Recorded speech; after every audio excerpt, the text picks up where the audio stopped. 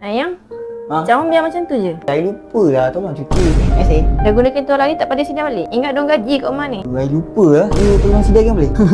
You tahu ke hari ni hari apa? Ini Selasa kan? Hari ni hari birthday I lah. You ni asyik lupa je. I ingat lah. Memang hari ni birthday je kan? Sebenarnya nak buat surprise je. Jom, kita pergi keluar makan.